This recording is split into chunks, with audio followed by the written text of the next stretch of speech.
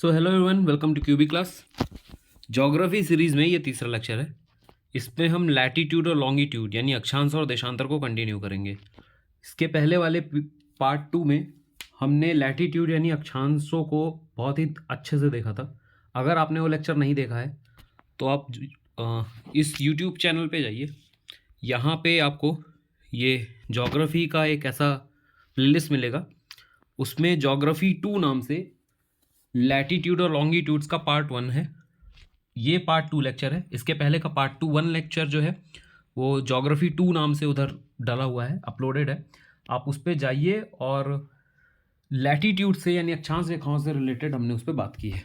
आज हम उसी के आगे अक्षांश रेखाओं के बाद देशांतर रेखाओं को आज हम यहाँ पे पढ़ेंगे, उनके बारे में कुछ बातें करेंगे। उसके पहले ये टेलीग्राम चैनल है, इस लेक्चर से रिलेटेड पीडीएफ आपको इस चैनल पे मिल जाएगा। इसके लिए आपको टेलीग्राम पे जाना है, सर्च पे क्यूबी क्लास एमपीपीएससी सर्च करना है। ये येलो कलर का आपको लोगो दिखाई देगा, उस आप चैनल को ज्वाइन कर लीजिए। इस लेक्चर से रिलेटेड पीडीएफ आपको वहाँ मिल जाएगा।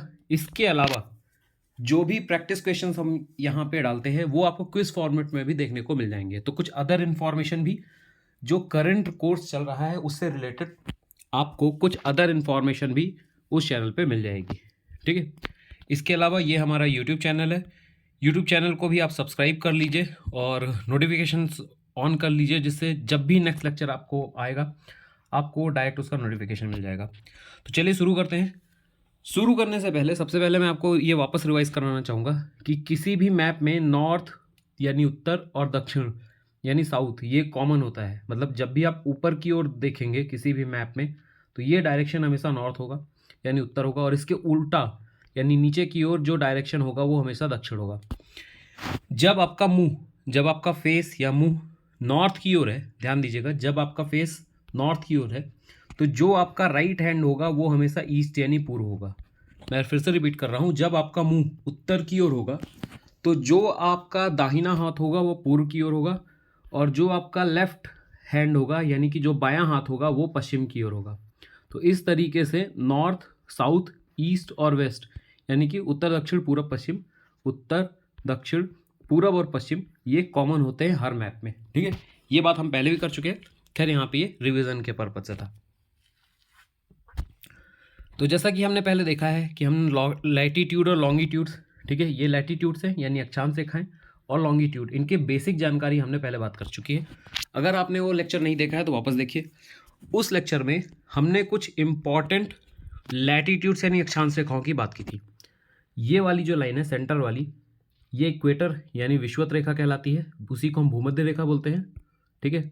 ये जो लाल कलर से मैं करने वाला हूँ, रेड कलर से, ये 23.5 डिग्री ट्रॉपिक ऑफ कैंसर, और साउथ में 23.5 degree 23.5 south latitudes are tropic of capricorn. मतलब ये कर्क रेखा हो गई ऊपर वाली, और नीचे वाली मकर रेखा हो गई। ये कर्क रेखा है और ये मकर रेखा है, ठीक है। इसके बाद ये ऊपर वाला जो 66.5 नॉर्थ लैटिट्यूड है, 66.5 डिग्री उत्तर का जो लैटिट्यूड है, उसको हमने आर्कटिक सर्कल कहा है, इस वाले को आर्कटिक वृत्त। और 66.5 डिग्री दक्षिण में यानी 66.5 साउथ लैटिट्यूड, इसको हमने अंटार्कटिक कहा है।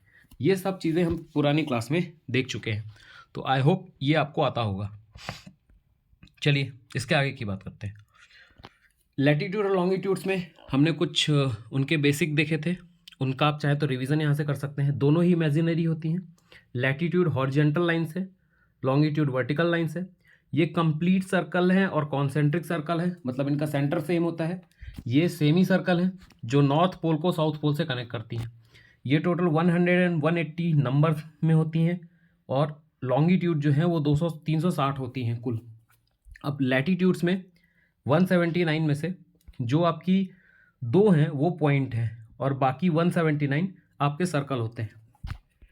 इसी तरीके से ये सारी लैटिट्यूड लाइंस जो हैं वो आपस में पैरेलल होती हैं, एक दूसरे के समांतर होती हैं, और हर दो लाइन के बीच का जो डिस्टेंस है, चूंकि वो पैरेलल है तो उनके बीच का डिस्टेंस कांस्टेंट रहेगा, तो हर दो लाइन के बीच का जो डिस्टेंस है वो 111 किलोमीटर होता है। इसके बाद ये बेसिकली क्लाइमेट डिटर्मिनेशन के लिए यूज़ होते हैं, ठीक है। लॉन्गिट्यूड्स की अगर हम बात करें तो ये हमेशा पोल्स पे मिलती हैं एक दूसरे से, जैसा कि आप यहाँ पे देख सकते हैं। कि ये लॉन्गिट्यूड लाइंस पोल्स पे मिलती हैं, और इन जैसे जैसे आप पोल से इक्वेटर पे जाते हैं तो वहाँ पे इक्वेटर पे इनकी दूरी सबसे ज़्यादा हो जाती है, मतलब इक्वेटर पे इनके बीच की दूरी सबसे ज़्यादा होती है, जो कि लगभग 111 किलोमीटर ही होती है। वापस ये साउथ पोल पे ऐसे जाके मर्ज हो जाएंगे, ठीक है। नॉर्थ पोल से निकलेंगे, नॉर्थ पोल से निकलेंगे यहाँ से, और साउथ पोल पे मर्ज हो जाएंगे, ठीक है। ये सारी चीज़ें हमने पिछली क्लास में बात कर ली थी, ये सिर्फ उसका रिवीजन है। सेम चीज़ हिंदी में भी दिया हुआ है। काल्पनिक तथा क्षैतिज रेखाएं होती हैं, देशांतर काल्पनिक तथा ऊर्ध्वाधर रेखाएं होती हैं। क्षैतिज यानी लेटी हुई, ऊर्ध्वाधर यानी खड़ी हुई, ऊपर से नीचे। ये पूर्ण वृत्त हैं, संकेंद्रित वृत्त हैं, मतलब इनका जो वृत्त है उनका जो केंद्र है वो समान होता है, जबकि ये अर्धवृत्त होते हैं, उत्तरी ध्रुव को दक्षिणी ध्रुव से जोड़ते हैं। इनकी संख्या 181, इनकी 360 है। 181 में से 179 वृत्त हैं और 2 बिंदु हैं। उत्तरी ध्रुव और दक्षिणी ध्रुव जो हैं वो पूरे तरीके से पोल होता है ये। तो ये जो पोल है आप यहाँ पे देख सकते हैं, ये जो ब्लैक कलर का स्टिक यहाँ के दिखाई दे रहा है ये उत्तरी ध्रुव है। तो ये एक तरीके का एक पॉइंट है, ये देखिए यहाँ पे आपको ये क्लियर दिखाई देगा। नॉर्थ पोल इसको बोलते हैं ऊपर वाले को, नीचे वाले को साउथ पोल यानी दक्षिणी ध्रुव बोलते हैं। ऊपर वाले को उत्तरी ध्रुव तथा नीचे वाले को दक्षिणी ध्रुव बोलते हैं। ये उत्तरी ध्रुव है रेड वाला, और जिसको मैं ब्लू कलर से बनाने वाला हूँ ये साउथ पोल हो जाएगा, यहाँ पे जो पॉइंट मिलेगा नीचे। तो ये सारी चीज़ें हमने पिछले क्लास में देख ली थी। अब आइए कुछ देशांतर की बात करते हैं, ठीक है। तो जिस प्रकार से हमने उत्तरी ध्रुव में देखा था, जिस प्रकार से हमने अक्षांशों में देखा था कि विषुवत रेखा के ऊपर यानी इक्वेटर के ऊपर जितनी भी अक्षांश रेखाएं हैं उनको हमने उत्तरी अक्षांश रेखाएं यानी नॉर्थ लैटिट्यूड बोला है, ठीक है। और विषुवत रेखा के नीचे यानी दक्षिण में जितनी भी अक्षांश रेखाएं थी उनको हमने दक्षिणी अक्षांश रेखाएं यानी साउथ लैटिट्यूड लाइंस बोला था। इसी प्रकार से विषुवत रेखाएं जो ऊपर से नीचे की ओर ट्रैवल करती हैं, देखिए ये सारी विषुवत रेखाएं हैं, ये लॉन्गिट्यूडनल लाइंस हैं, ये नॉर्थ पोल को साउथ पोल से मिलाती हैं। अब इनको भी हमने इसी तरीके से काउंट किया है, और इनकी जो मिडिल लाइन है यानी बीच वाली रेखा है हमने उसको प्राइम मेरिडियन बोल दिया है। ये इसे हमने 0 डिग्री माना है। जिस प्रकार से हमने अक्षांश रेखाओं में बीच वाली लाइन को हमने 0 डिग्री माना था, ये देखिए ये वाली 0 डिग्री है। उसी प्रकार से हमने यहाँ पे इनको बीच वाली लाइन को 0 डिग्री माना है। ये देखिए ये रेड वाली, ये बीच वाली जो 0 डिग्री लाइन है ये कहलाती है प्राइम मेरिडियन। इसी का दूसरा नाम है प्रधान मध्याह्न रेखा, ओके। अब हर रेखा 1 डिग्री पे हमने एक एक लाइन खींचा हुआ है, और जैसे कि आपको पता है कि हर सर्कल 360 डिग्री का होता है। यहाँ देखिए हर सर्कल 360 डिग्री का होता है। तो हर डिग्री पर जब मैंने एक लाइन खींचा है तो ये मुझे हर डिग्री पे एक ऐसी लाइन दिखेगी, ठीक है। आई होप आपको ये दिख रहा होगा, रेड कलर में चूज़ कर लेता हूँ। तो ये हर डिग्री पे मैंने एक ऐसी लाइन खींची है जो नॉर्थ पोल को साउथ पोल से मिला रही है। तो 360 डिग्री के सर्कल के लिए, ये पूरा पृथ्वी 360 डिग्री का है, तो हर डिग्री के लिए 1 डिग्री का हमने लैटिट्यूड यानी 1 डिग्री का लॉन्गिट्यूड यानी 1 डिग्री का देशांतर हमने खींचा है। तो इस तरीके से टोटल 360 देशांतर यहाँ पे आपको देखने को मिल जाएंगी। अब इन 360 देशांतरों में से बीच वाली को हमने प्राइम मेरिडियन बोला है, प्रधान मध्याह्न रेखा, इसे 0 डिग्री माना है, ठीक है। इसके दाएं ओर जाने पर जितनी भी लाइनें दिखेंगी आपको, ये जो नीले कलर से दिखाई दे रही हैं, ये सारी की सारी पूर्वी देशांतर कहलाती हैं, ठीक है।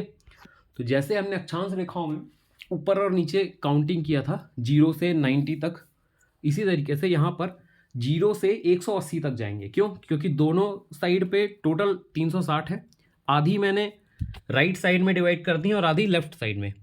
तो 360 का जो आधा होता है वो 180 होता है।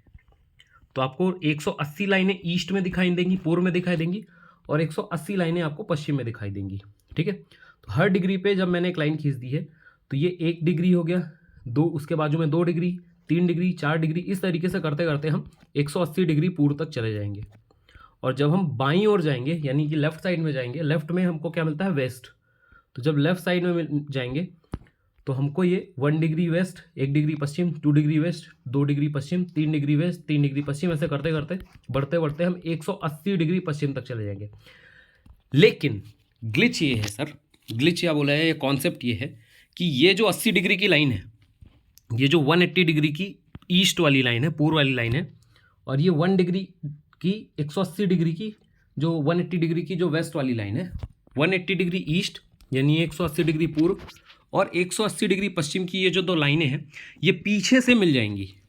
ठीक है, ये पीछे से मिल जाएंगी, मतलब क्योंकि पृथ्वी 360 डिग्री का है, तो जब हम ईस्ट में जाएंगे तो 180 डिग्री की जिस लाइन पे पहुंचेंगे, उसी लाइन पे हम वेस्ट पे जाने पर, उसी लाइन पर हम वेस्ट में जाने पर उसी 180 डिग्री पे पहुंचेंगे। तो सामने की 0 डिग्री और इसके पीछे का 180 डिग्री कॉमन हो जाएगा। बीच की 1 से लेके 179 तक यानी 1 to 179 degree east and west दो हिस्सों में होंगे। ठीक है, सी देखिए, ये आपको राइट हैंड पे एक प्राइम मेरिडियन लिखा हुआ दिखाई दे रहा है। ये गूगल अर्थ का एप्लीकेशन है, तो मैं इससे कुछ चीज़ें आपको समझाने की कोशिश करता हूँ। देखिए, ये प्राइम मेरिडियन लाइन है, ये येलो वाली, इसको मैं ईस्ट से वेस्ट से ईस्ट से वेस्ट घुमा रहा हूँ। तो ये जो येलो वाली खड़ी हुई लाइन दिखाई दे रही है, जहाँ पे पी दिखाई दिया था अभी, ओके, तो इस लाइन के, इसको मैं फ्रंट पे लेके आता हूँ। अभी इस लाइन को देखिएगा, ये जिस पे आपको वाइट डॉट दिखाई दे रहा होगा, ये वाइट डॉट वाली लाइन, ये लाइन, ये ऊपर से नीचे तो जो आ रही है, ये प्राइम मेरिडियन लाइन है।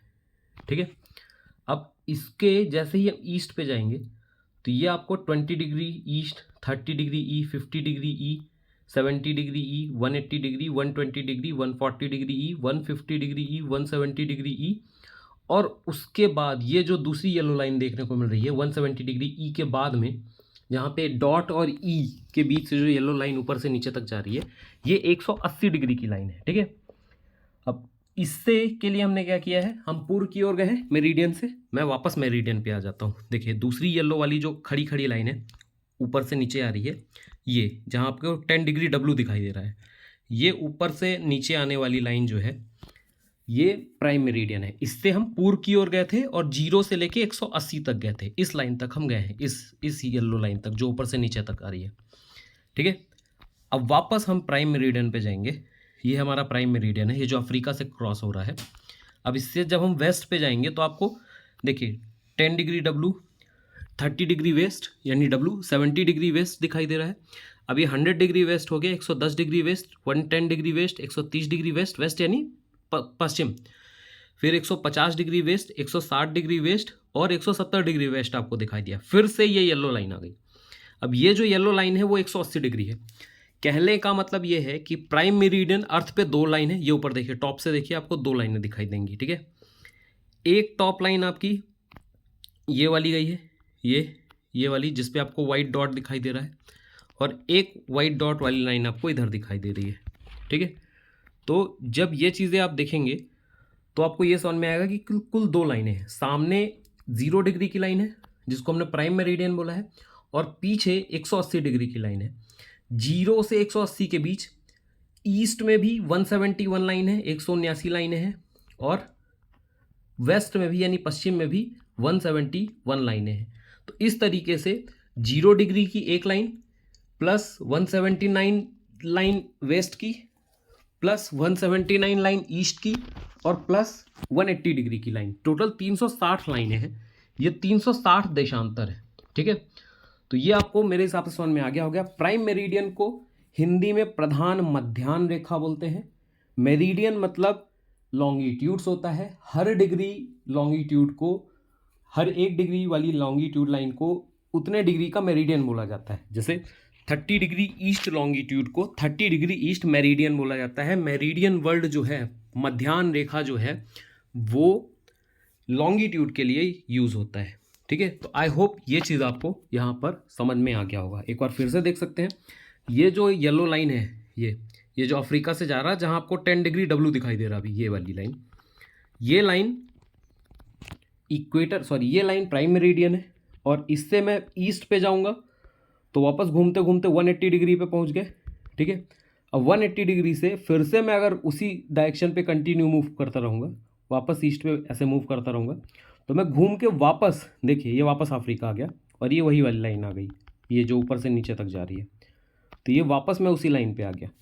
तो कहने का मतलब ये है कि सामने 0 डिग्री का लाइन है और इसके जस्ट पीछे 180 डिग्री का लाइन है, उसके दोनों तरफ 179 डिग्री ईस्ट में भी है और 179 डिग्री की 179 लाइनें वेस्ट में भी है।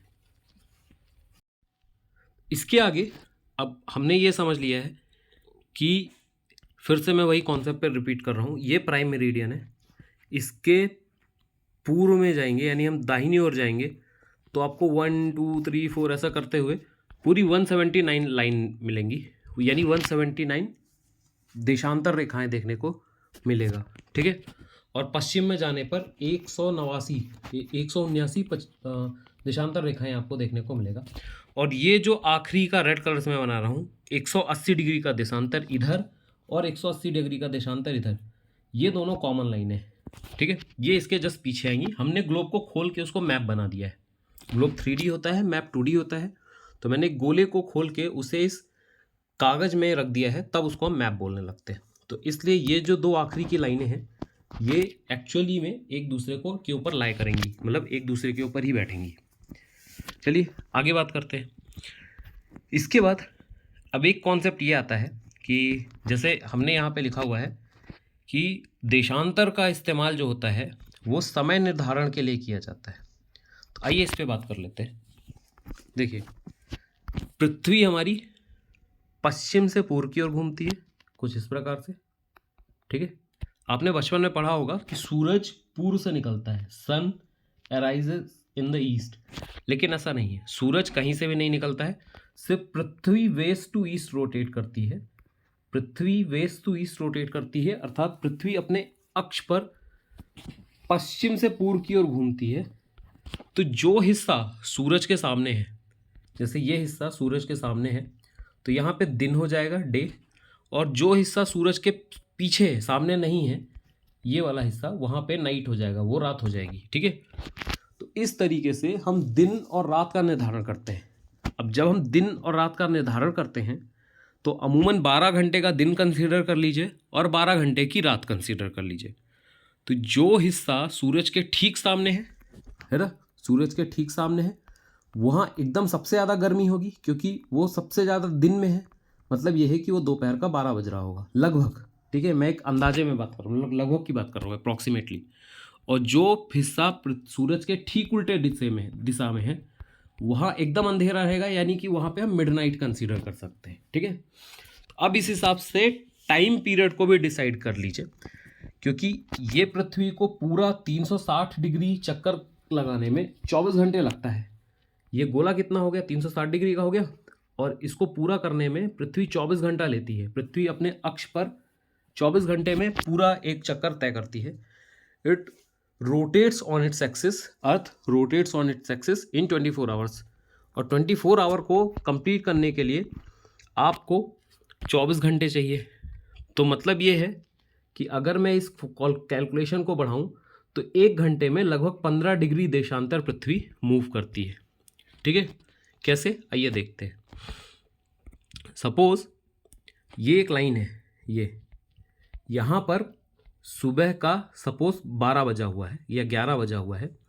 अब 1 घंटे बाद ये लाइन 1 घंटे आगे चली जाएगी, मतलब यहाँ पे 12 बज जाएगा, और इसकी जगह पे जो लाइन आएगी, यानी जो लाइन पश्चिम से पूर्व इसकी जगह पे आएगी, अब वहाँ पे 11 बज जाएगा, ठीक है।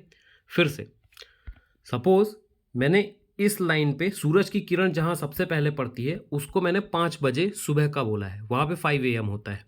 एक अंदाजे में हम बात कर रहे हैं, अप्रॉक्सीमेट में बात कर रहे हैं कि सूरज की किरण सबसे पहले जहाँ पड़ेगी, the sun's first ray where it fall it will be 5 AM, okay.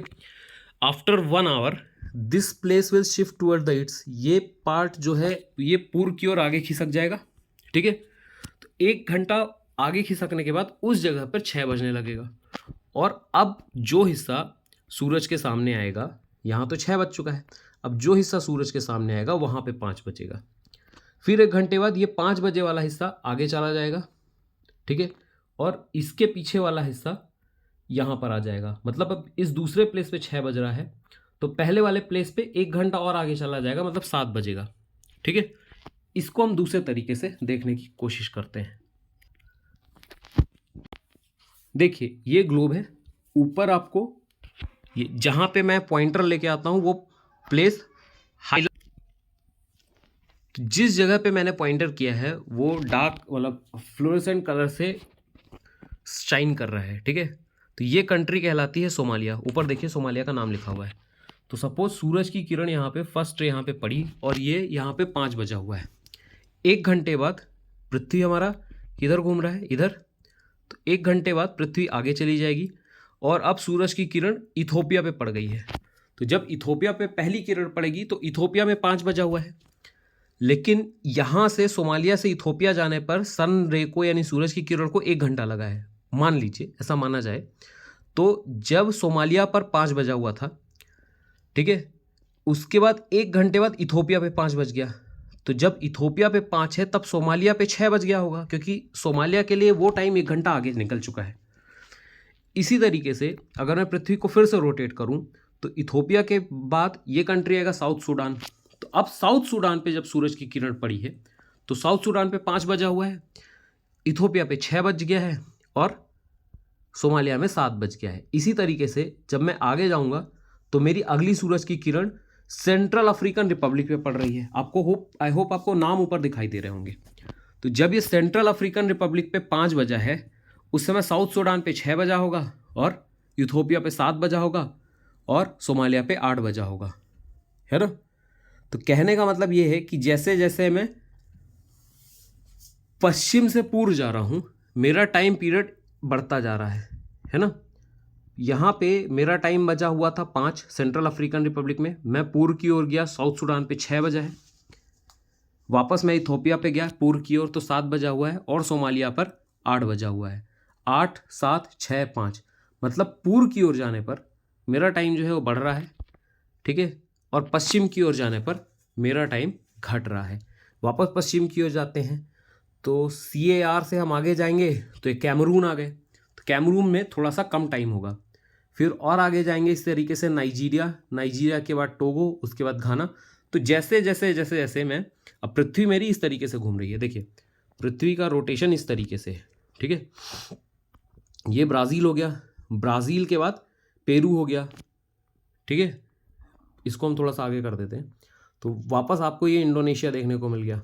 Indonesia को हमने क्रॉस किया और ये वापस सोमालिया, केन्या, DRC, कैमरून। तो इस प्रकार से आप समझ सकते हैं कि सूरज की किरण जहाँ पे पॉइंटर है वहाँ पे सपोज सूरज की किरण पड़ रही है, तो जैसे जैसे वो आगे जाता जाएगा आपका ईस्ट की ओर वाला जो हिस्सा है वो टाइम पे आगे बढ़ता चला जाएगा और पश्चिम वाला वेस्ट वाला जो हिस्सा है वो सूरज के सामने आता जाएगा, मतलब वहाँ पे टाइम ऐड होता चला जाएगा, ठीक है। तो जैसे जैसे हम पश्चिम से पूर्व की ओर जाएंगे हमारा जो समय है वो बढ़ता चला जाएगा। मतलब ये है कि एक ही समय पर वापस हम उन्हीं एग्जाम्पल्स पे आ जाते हैं।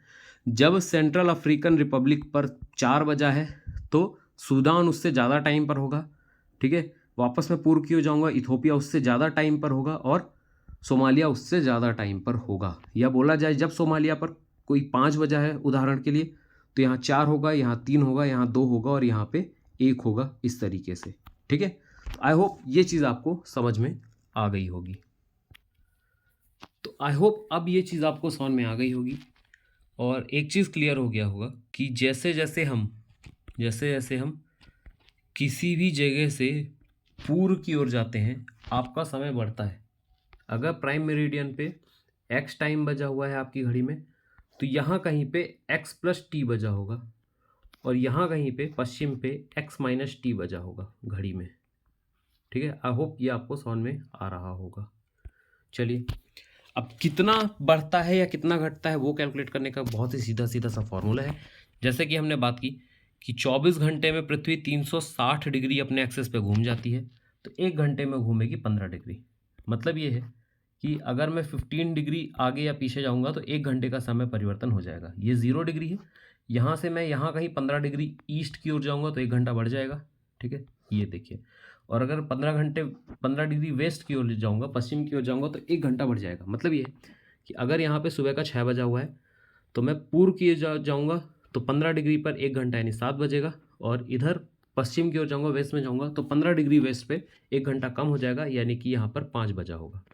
इसी तरीके से अगले 15 डिग्री के बाद यानी 30 डिग्री ईस्ट पे 8 बज जाएगा। उसके बाद अगले 15 डिग्री पर 45 डिग्री ईस्ट पर 9 बजेगा, 60 डिग्री पर 10 बजेगा, और इस तरीके से ये चीज़ चलती रहेगी। जब हम पूर्व से पश्चिम की ओर जाएंगे तो हर एक 15 डिग्री पर 1 घंटा कम होता रहेगा। मतलब यहाँ पे अगर 8 बजा हुआ है तो 15 डिग्री पश्चिम पे 7 बजा रहेगा, 15 डिग्री वेस्ट पे 7 AM होगा, फिर 30 डिग्री वेस्ट पे 6 AM होगा, 30 डिग्री पश्चिम पर 6 बजा होगा, फिर 45 डिग्री पर 5 बजा होगा, 60 डिग्री पर 4 बजा होगा, एंड सो ऑन। इस तरीके से चलता चला जाएगा। तो कहने का मतलब ये है कि अब हम ये निर्धारित कर सकते हैं कि किस जगह पर, पृथ्वी पर किस जगह पर क्या टाइम हुआ है। मीन्स टाइम डिटर्मिनेशन हम देशांतर रेखाओं की मदद से हो सकता है। कैसे? अगर मैंने आपको पृथ्वी पर ये बोल दिया कि पर्टिकुलर इस प्लेस पर, है ना, देखिए इधर ये कंट्री है अलग अलग, तो हमारा 0 डिग्री यहाँ कहीं से जा रहा है, ठीक है। अब मैंने आपको ये बोल दिया कि इस देश पर, इस कंट्री पर, यहाँ पर अगर इतना पर्टिकुलर टाइम है तो आपको पता है कि ये प्राइम मेरिडियन से कितनी दूर है। तो अगर प्राइम मेरिडियन पे आपका टाइम पता है तो आप यहाँ का भी टाइम निकाल सकते हैं, ठीक है। फिर अगर आपको इस कंट्री का प्लेस पता है तो आप उसके रिस्पेक्ट पे भारत पे वो टाइम पता कर सकते हैं, और इसी तरीके से आप वही टाइम मैक्सिको पे पता कर सकते हैं। फिर इसी तरीके से आप पूर्व या पश्चिम की ओर जाकर ब्राज़ील पे डिपेंड कर सकते हैं, टाइम पता कर सकते हैं, या ऑस्ट्रेलिया पे। इसी तरीके से आप दुनिया की किसी भी कंट्री पर सापेक्ष रूप से या रिस्पेक्टिव रूप से टाइम को पता कर सकते हैं, ठीक है। अब सवाल ये उठता है कि हम इंडिया का टाइम कैसे डिसाइड करते हैं। तो अगर ये 0 डिग्री लाइन है तो इंडिया के दोनों कोनों पर 79 डिग्री, अगर मैं इंडिया का ये इधर वाला पार्ट देखूं, पूर्व वाला, तो ये 79 डिग्री पर है। देखिए इसको हम ऐसे देख सकते हैं कि पृथ्वी का जो जो भारत का जो पूर्वी पश्चिमी कोना है, ये वाला, ये 79 डिग्री पर है, लगभग 79 डिग्री ईस्ट पर है, और ये हिस्सा कुछ 97 डिग्री पर है, ठीक है। तो अगर मैं ये चीज़ को चेक करूँगा तो इंडिया का एक्सपांशन लगभग 30 डिग्री के लगभग कहीं आता है घूम फिर कर, ठीक है। अब ये 30 डिग्री को हमको 30 डिग्री पर टाइम अलग अलग ना हो जाए, इसलिए हमने एक लाइन डिसाइड कर ली है कि इस लाइन पर जो टाइम होगा, इस पर्टिकुलर लाइन पर जो टाइम होगा, वो टाइम को ही हम पूरे भारत का टाइम मानेंगे। इसको 82.5 डिग्री ईस्ट बोलते हैं, 82.5 डिग्री पूर्व देशांतर की लाइन है। ये 5 अलग अलग राज्यों से गुजरती है, इनके नाम आपको याद रखने हैं, उन पे हम आएंगे। बट पहले ये समझ लीजिए कि जो लाइन भारत के बीच से गुजर रही है, हमने वहाँ का टाइम भारत का मानक समय टाइम मान लिया है, इंडिया का स्टैंडर्ड टाइम फिक्स कर लिया है। ऐसा इस लाइन पर जो भी टाइम होगा वो हम पूरे इंडिया के टाइम को हम उसी को कंसीडर करेंगे, चाहे वो पश्चिम में गुजरात हो या पूर्व में अरुणाचल प्रदेश हो। इससे क्या होता है, समय की विसंगतियाँ जो होती हैं वो दूर हो जाती हैं। ओके, अब ये टाइमलाइन कहाँ कहाँ से गुजरती है ये क्वेश्चन पे पूछा जा सकता है। तो वैसे तो स्टैंडर्ड टाइमलाइन जो हमने माना है वो प्रयागराज यूपी के पास नैनी यानी शंकरगढ़ से होकर गुजरने वाली 22.5 डिग्री देशांतर रेखा को माना है, ठीक है। इसको आप ऐसे भी देख सकते हैं कि the line 82.5 degree latitude east latitude line passes through Naini Shankargarh near the Prayagraj UP. It is the considered as a standard time line, Indian standard time line. इसको IST टाइम लाइन भी बोलते हैं, ठीक है। ये 5 अलग अलग स्टेट से गुजरती है। कौन कौन से हैं? यूपी है, मध्य प्रदेश है, छत्तीसगढ़ है, उड़ीसा है और आंध्र प्रदेश है। इसे मैप में देख लेते हैं, ठीक है। देखिए ये यूपी है, ये वाला स्टेट यूपी है। उसके बाद ये MP से टच होके जाती है, MP से सिर्फ एक ज़िले से जाती है, सिंगरौली, और उसके बाद फिर ये छत्तीसगढ़ है, ये वाला हिस्सा। उसके बाद ये उड़ीसा से होती है और फिर लास्ट में आंध्र प्रदेश से जाती है। तो इसका उत्तर से दक्षिण आपको सीक्वेंस याद रखना है, नॉर्थ टू साउथ इसका सीक्वेंस याद रखना है। सबसे वो नॉर्थ में है यूपी, उसके नीचे है एमपी ये वाला हिस्सा, उसके नीचे है सीजी ये वाला हिस्सा, उसके नीचे है ओडिशा ये वाला हिस्सा, और सबसे आखिरी में है आंध्र प्रदेश। तो ये नॉर्थ टू साउथ यानी कि उत्तर से दक्षिण की ओर आपको ये क्रम याद रखना है, ठीक है। तो इस तरीके से हम कुल मिला के टाइम डिटर्मिनेशन या समय का जो निर्धारण है वो देशांतर रेखाओं की मदद से कर सकते हैं। आई होप ये चीज़ आपको क्लियर हो गई होगी। अभी इंडिया में या इंडिया के रेफरेंस पे टोटल हमारे पास 3 इंपॉर्टेंट लाइन हो जाती हैं, ठीक है। एक है प्राइम मेरिडियन जिसको हमने 0 डिग्री प्रधान मध्याह्न रेखा बोला हुआ है, ठीक है। दूसरी है इंडियन स्टैंडर्ड टाइम लाइन जो 82.5 डिग्री ईस्ट में है, ठीक है। आपको ये समझ में आ गया होगा कि अब इंडिया प्राइम मेरिडियन के ईस्ट में है, पूर्व में है, इसलिए यहाँ से गुजरने वाली लाइन भी ईस्ट देशांतर यानी कि पूर्वी देशांतर होगा। और इसके अलावा इंटरनेशनल डेट लाइन है 180 डिग्री का जो अंतर्राष्ट्रीय रेखा है, देशांतर है, उसको हम अंतर्राष्ट्रीय दिनांक रेखा बोलते हैं या तिथि रेखा बोलते हैं, ठीक है। ये इंटरनेशनल डेट लाइन है, ये फैक्ट आपको एक याद रखना है, ठीक है। आपको याद होगा मैंने 2 लाइनों की बात की थी, एक 0 डिग्री सामने थी और उसके ठीक पीछे 180 डिग्री पीछे थी। वो 180 डिग्री जो पीछे की ओर थी उसी को हमने इंटरनेशनल डेट लाइन या अंतर्राष्ट्रीय दिनांक रेखा बोला है। तो ये कुछ इंपॉर्टेंट फीचर है देशांतर के। इससे रिलेटेड क्वेश्चंस हम जल्दी ही लेकर आएंगे और उस पर को भी प्रैक्टिस सेशन पे ऐड करेंगे। लेकिन अभी तक जिसने भी अगर आपने टेलीग्राम चैनल ज्वाइन नहीं किया है तो टेलीग्राम चैनल ज्वाइन कर लीजिए, क्योंकि वहाँ पर डेफिनेटली आपको इस पूरे लेक्चर का PDF मिल जाएगा, PPT फॉर्मेट पे ही मिलेगा लेकिन मिल जाएगा, और कुछ क्वेश्चंस आपको वहाँ पे मिल जाएंगे। पुराने जो क्वेश्चंस हमने अदर प्रैक्टिस सेशन पे डाले हैं वो भी वहाँ पे अवेलेबल है। और अब इसके अलावा अगर आप कोई और सजेशन चाहते हैं, अगर आपको लगता है मेरे पढ़ाने का जो स्पीड है वो तेज़ है या धीमा है या कुछ और नया आप चाहते हैं, तो आप प्लीज़ सजेशन पे बताइए। आपके सुझाव हमेशा वेलकम है यहाँ पे, और उस हिसाब से हम अपने कोर्स पे चेंज करेंगे।